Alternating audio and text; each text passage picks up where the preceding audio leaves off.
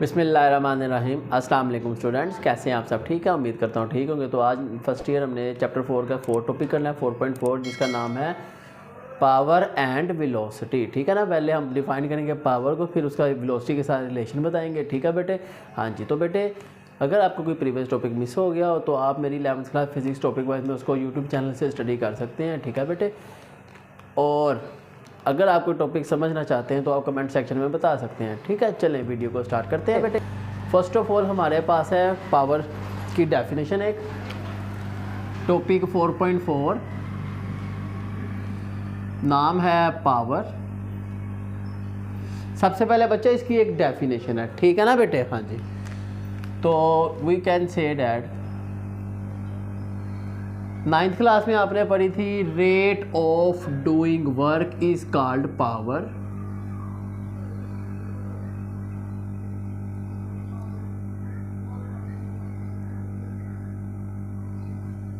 अब आप जो डेफिनेशन पढ़ रहे हैं वो कुछ इस तरह से है कि the rate at which work is done, जिस रेट पे वर्क डन होगा वो क्या कहलाएगा? हमारा पावर कहलाएगी। बेटे इसका एक फॉर्मूला है, इसका एक यूनिट है, फिर बताना ये कौन सी क्वांटिटी है। शॉर्ट क्वेश्चन है। ठीक है। तो एक फार्मूला इसका P is equal to W/T। W का वर्क डन, उसका यूनिट है जूल, टाइम का है second, joule per second. Okay. और ये हमारा स्केलर क्वांटिटी है। इसी तरह बेटे बात कर लेते हैं इसका रिलेशन।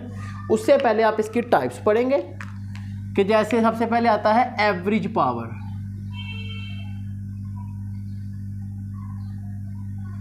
तो इसकी डेफिनेशन कुछ इस तरह से है, कहता है if delta W is the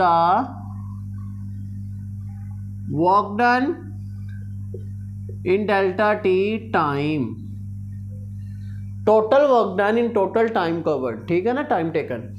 ये पावर हमारी एवरेज कहलाएगी, जिसका फार्मूला सिंपल क्या है। ओके बेटे। इसी तरह बात करते हैं इंस्टेंटेनियस पावर की। इंस्टेंटेनियस पावर जिसका सिंबल है PINS। अब बेटे इसकी डेफिनेशन क्या है? कहता है कि work done is the function of time, then this will power will be called instantaneous power.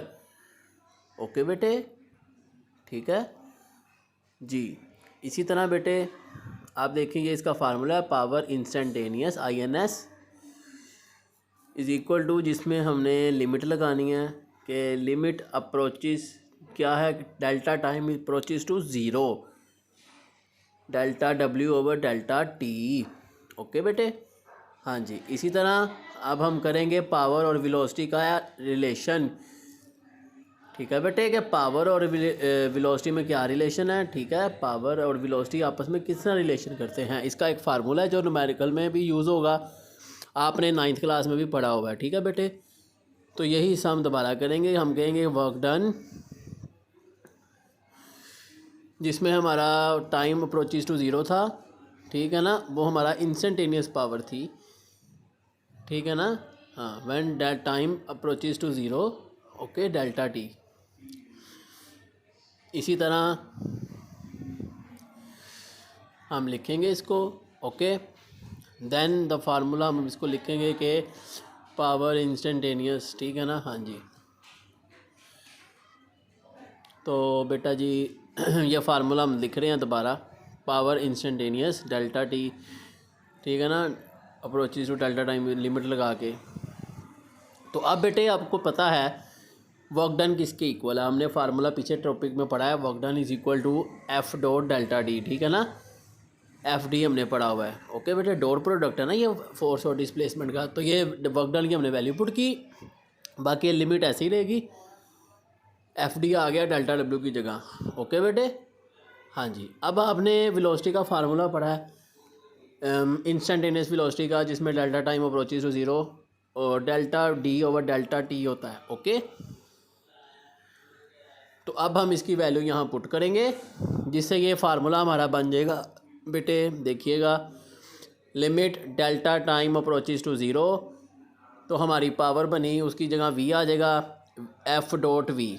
Okay बेटे, तो ये हमारा पावर का रिलेशन आ गया फोर्स और वेलोसिटी का।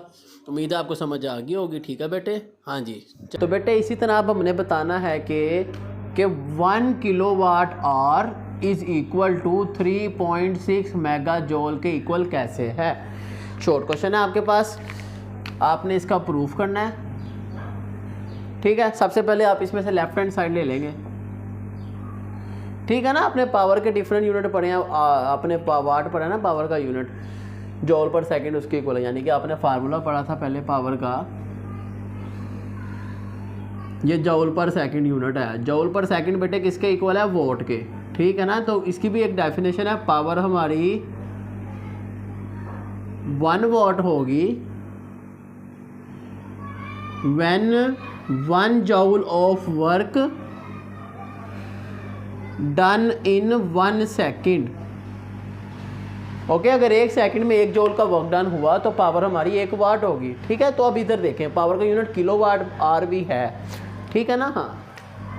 तो बेटा जी आप पहले लिखेंगे 1 किलो वाट आर। सबसे पहले आपको पता हो 1 किलो में कितने होते हैं,